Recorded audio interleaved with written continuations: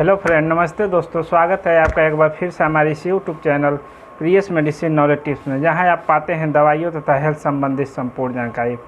दोस्तों, आज की इस वीडियो में हम बात करने वाले हैं टाइफाइड फीवर के बारे में।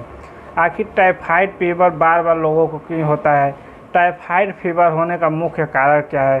टाइफाइड फीवर में हम कौन सा जाँच कराते हैं तथा टाइफाइड फीवर में कौन सी बैक्टीरिया सबसे ज़्यादा ग्रो कर जाती है? तो आज की इस वीडियो में हम इसी के बारे में बात करने वाले हैं कि लोगों को आजकल बहुत ज़्यादा देखने को मिल रहा है कि टाइफाइड हो रहा है। तो आखिर टाइफाइड किन कारणों से हो रहा है और कैसे ये फैलता है, सब कुछ बात करेंगे हम इस वीडियो में। मैं आपका दोस्त फार्मासिस्ट प्रियस कुमार निषाद आपका बहुत बहुत स्वागत करता हूँ अपने इस YouTube channel Priyas medicine knowledge tips में, जहाँ आप पाते हैं दवाइयों तथा हेल्थ संबंधित संपूर्ण जानकारी। दोस्तों, आज की इस वीडियो में हम बात करने वाले हैं टाइफाइड फीवर। टाइफाइड फीवर को हम मियादी बुखार भी कहते हैं। टाइफाइड फीवर को हम जान लेते हैं पहले इसके लक्षण के बारे में। अगर बात करें हम टाइफाइड फीवर के लक्षण के बारे में, तो इसका मुख्य लक्षण है कि जो हमारा फीवर है वो बहुत तेज़ होता है। 102, 103, 104 फ़ारेनहाइट तक होता है तथा फीवर हमको बार बार होता रहता है, चढ़ता है उतरता है, चढ़ता है उतरता है। तो ये हो गया इसका पहला लक्षण। अगर बात करें हम टाइफाइड फीवर की दूसरी लक्षण का, तो जो हमारा शरीर में दूसरा लक्षण देखने को मिलता है वो होता है हमारे सर में बहुत ज़्यादा दर्द होना। यानी हमारे सर में बहुत ज़्यादा दर्द होगा और ये दर्द सर के पाछे की तरफ होता है। तो ये हो गया दूसरा लक्षण। तीसरी लक्षण की बात करें तो जो हमारा लैट्रिन होता है, लैट्रिन हमको सही ढंग से साफ़ नहीं होता है, तो उस कारण से हमको ये लक्षण देखने को मिलता है। अगर बात करें हम इसके चौथी लक्षण के बारे में, तो इसका चौथा लक्षण होता है हमारे शरीर में बहुत ज़्यादा सुस्ती, थकान महसूस होना। तो ये हो गया चौथा लक्षण। अगर हम इसके पाँचवें लक्षण की बात करें, तो पाँचवा लक्षण ये होता है कि जब भी हम कुछ खाते हैं तो हमको बहुत ज़्यादा पेट दर्द होता है तथा पेट के साथ उल्टी बना रहता है और इसके साथ साथ फीवर हमको हमेशा आता रहता है। तो ये तो हो गया टाइफाइड फीवर के लक्षण। अब जानते हैं हम इसके कारण कि टाइफाइड फीवर होने का मुख्य कारण क्या है। अगर बात करें हम टाइफाइड फीवर होने का मुख्य कारण के बारे में, तो इसमें जो हमारा पहला होता है वो होता है contaminated food and contaminated water. यानी दूषित पानी और दूषित भोजन की वजह से हमको टाइफाइड की समस्या देखने को मिलता है।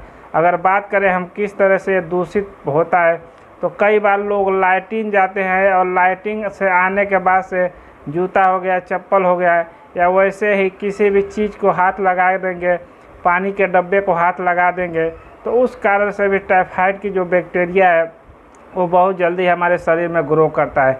यानी कंटामिनेटेड वाटर, आप जब भी दूषित पानी पीते हैं या दूषित पानी बैक्टीरिया का किया हुआ यदि आप उसको छू देते हैं तथा उसी हाथ से आप भोजन करते हैं, उसी हाथ से कुछ खा लेते हैं, तो सबसे ज़्यादा इससे फैलता है।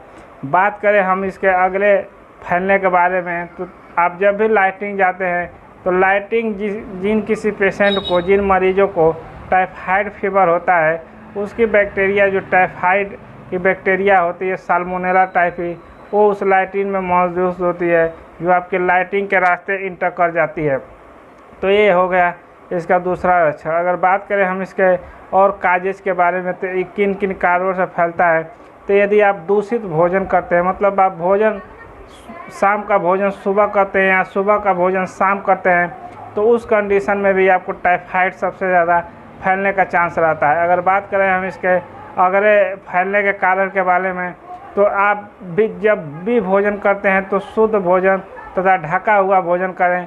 कई बार होता है कि लोगों के घर में जो भोजन होता है वो बिना ढके हुए रहता है, उसमें माछियाँ भिनभिनाती हैं और जो कि लोग उसी भोजन को कर लेते हैं, तो इस कारण से भी टाइफाइड हो जाता है। मतलब टाइफाइड होने का जो मुख्य कारण होता है वो होता है कंटामिनेटेड फूड एंड कंटामिनेटेड भोजन। यानी आप दूषित पानी या दूषित खाना का प्रयोग करते हैं तो आपको सबसे ज़्यादा टाइफाइड की समस्या देखने को मिलता है। अगर बात करें हम इसके अगले कॉजेज के बारे में, तो जब भी आप लैट्रिन से आएँ तो अपने हाथों को अच्छी तरह से वॉश करें, धोएं, उसके बाद ही आप किसी भोजन को या खाने पीने की चीज़ को हाथ लगाएं। और जब भी आप पानी पीते हैं तो पानी गर्म करके या उसको ढका हुआ पानी पीजिए और शुद्ध पानी पीजिए। भोजन आप करते हैं तो भोजन भी आप ढका हुआ भोजन और शुद्ध भोजन कीजिए। तो इस तरह से आप टाइफाइड से बच सकते हैं।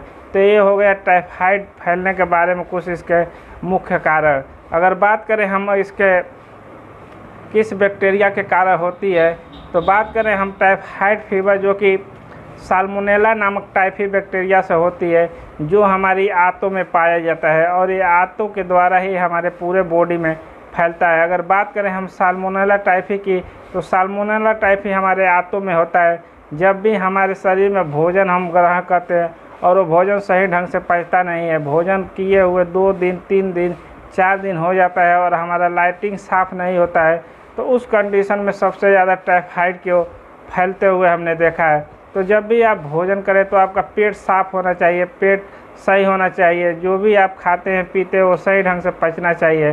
तो इस कारण से भी टाइफाइड को हम होने से रोक सकते हैं। तो ये था तो इसका मुख्य जो टाइफाइड जो कि साल्मोनेला नामक टाइफी बैक्टीरिया से होता है। अब जान लेते हैं हम टाइफाइड होने के बाद से हम कौन सी जांच कराते हैं। टाइफाइड होने के बाद से हमको पैथोलॉजी में विडाल टेस्ट कराना होता है। विडाल टेस्ट कराने के बाद ही हमको पता चलता है कि हमें टाइफाइड है कि नहीं है। इस कारण जब पता चलता है तब हम कुछ एंटीबायोटिक का और खान पान का सही ढंग से इस्तेमाल करके हम टाइफाइड से छुटकारा पा सकते हैं। तो उम्मीद करता हूं कि टाइफाइड के बारे में आपको जानकारी कुछ अच्छा हो गया होगा। अगर आप इस वीडियो पे पहली बार आए तो वीडियो को लाइक कर चैनल को सब्सक्राइब ज़रूर करें। मिलते हैं अगले वीडियो में। Thank you so much.